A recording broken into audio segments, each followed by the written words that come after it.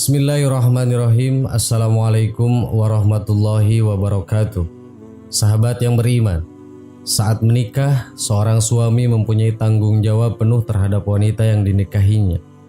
Segala hal yang dilakukan istri, suami wajib mengetahuinya. Terdapat firman Allah yang menjelaskan tentang dosa istri yang ditanggung suami.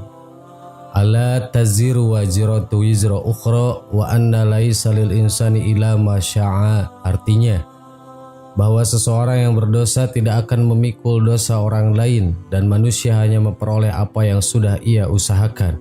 Quran Surat An-Nazm ayat 38 dan 39. Ayat tersebut menjelaskan bahwa seseorang tidak akan dihukum karena dosa orang lain dan dosa seseorang tidak dipikul oleh orang lain.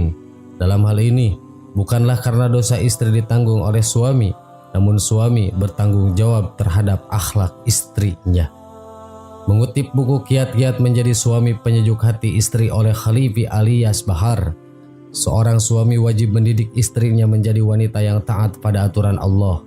Misalnya, tidak membiarkan istrinya bermaksiat dan menampakkan aurat di tempat umum.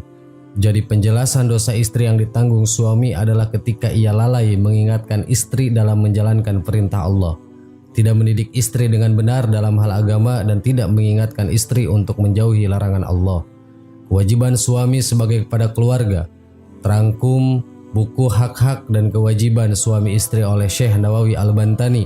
Berikut kewajiban seorang suami terhadap istrinya. 1. Membayar mahar. Mahar adalah harta yang harus diberikan oleh calon suami kepada calon istri ketika menikah. Mahar tidak harus dibayarkan secara tunai saat akad nikah, tetapi bisa ditunda atau dengan cara dicicil. 2. Memperlakukan istri dengan baik. Kewajiban suami yaitu wajib memperlakukan istrinya dengan baik.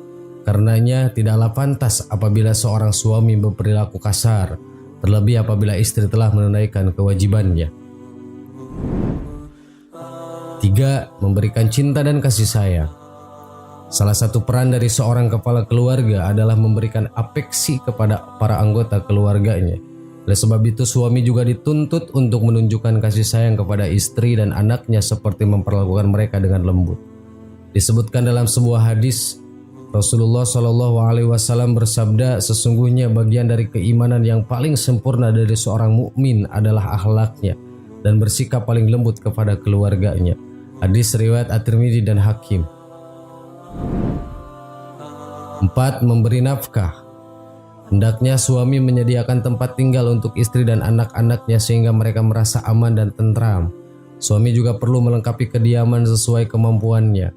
Suami juga memberikan nafkah berupa pakaian dan makanan bagi istri dan anaknya, serta kebutuhan lainnya.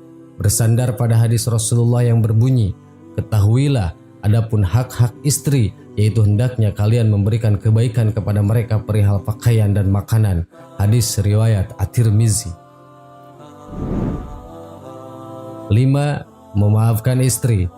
Manusia tidak luput dari kesalahan, begitu pula seorang istri.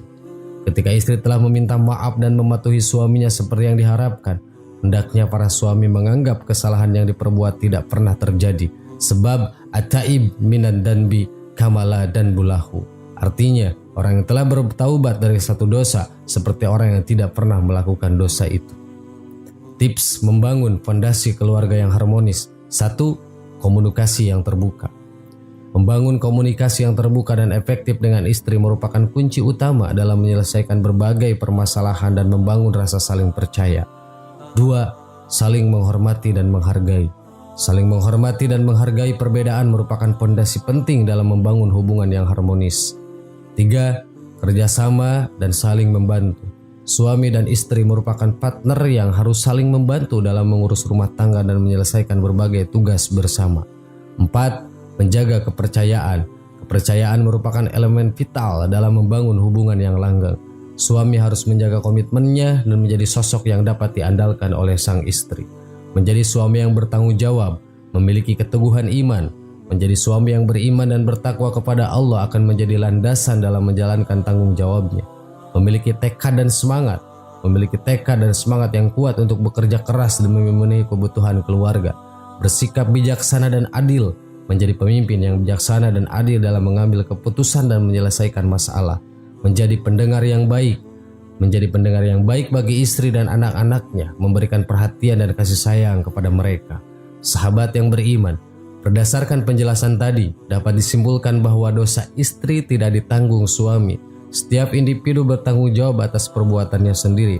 Namun, suami tetap memiliki tanggung jawab untuk membimbing dan mengarahkan istrinya ke jalan yang benar. Semoga bermanfaat. Wassalamualaikum warahmatullahi wabarakatuh.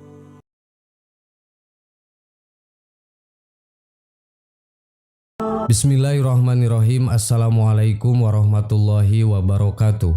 Sahabat yang beriman, pada zaman jahiliyah, wanita sangat hina sampai-sampai pada saat itu memiliki anak perempuan adalah sebuah penghinaan. Lalu kemudian Islam hadir dengan segala keagungannya. Perspektif wanita pun berubah. Islam sangat memuliakan wanita. Dalam satu riwayat disebutkan saat itu ada yang bertanya kepada Rasulullah, siapa yang patut dicintainya lebih dulu? Kemudian Rasul menjawab, ibumu. Sampai 3 kali pertanyaan itu diulang, Rasul tetap menjawab yang sama, sampai kemudian pertanyaan keempat Rasulullah menjawab, ayahmu. Begitulah Islam sangat mengistimewakan kedudukan seorang wanita. Lalu apa saja keistimewaan wanita dalam pandangan Islam? Simak penjelasannya. 1. Wanita solehah boleh masuk surga dari pintu mana saja. Allah Subhanahu wa Ta'ala memperbolehkan wanita solehah masuk ke dalam surga melalui pintu mana saja yang mereka inginkan.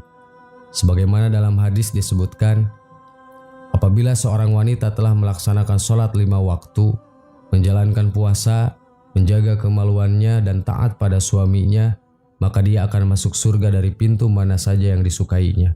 Hadis riwayat Abu Hurairah. 2. Wanita yang sudah menjadi ibu derajatnya lebih tinggi dibanding seorang ayah. Seorang sahabat bertanya kepada Rasulullah, wahai Rasulullah, kepada siapakah seharusnya aku harus berbakti pertama kali? Rasulullah memberikan jawaban dengan ucapan ibumu, sampai diulangi 3 kali. Baru kemudian yang keempat Nabi mengatakan ayahmu. Hadis riwayat Bukhari. 3. Wanita yang hamil dan melahirkan setara dengan jihad. Hamil, melahirkan dan menyusui adalah kodrat sebagai seorang wanita yang hanya wanita saja yang bisa melakukannya. Bahkan pengorbanan ketika hamil dan melahirkan pahalanya seperti berjihad. Mati syahid ada 7 selain yang terbunuh di jalan Allah.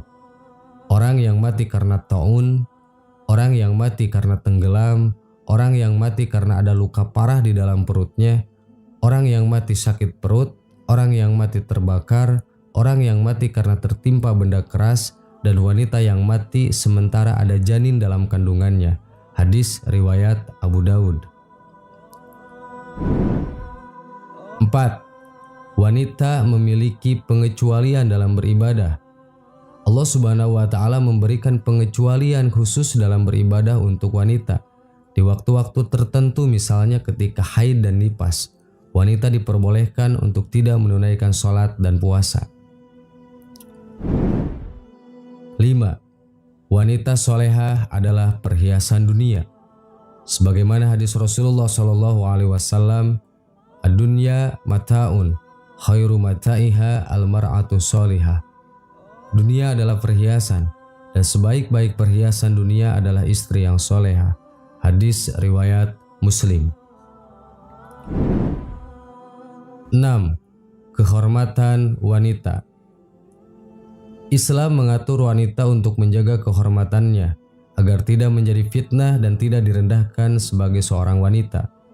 Untuk melindungi kehormatan wanita, Allah Subhanahu wa Ta'ala berfirman dalam surah Al-Ahzab ayat 59 yang artinya, hai Nabi, katakanlah kepada istri-istrimu, anak-anak perempuanmu dan istri-istri orang mukmin, hendaklah mereka mengulurkan jilbabnya ke seluruh tubuh mereka.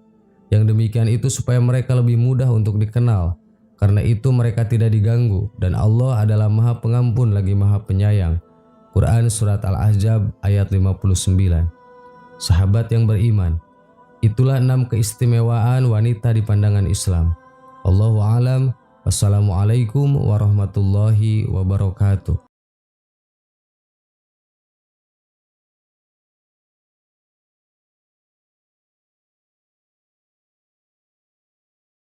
Subhanallah walhamdulillah wa la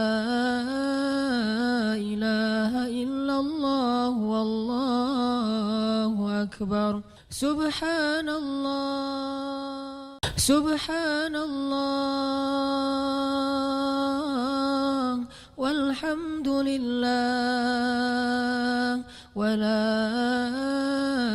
ilaha illallah wallahu akbar. Subhanallah, subhanallah walhamdulillah wa la ilaha illallah wallahu akbar. Subhanallah, subhanallah walhamdulillah wa la ilaha illallah wallahu akbar. Subhanallah.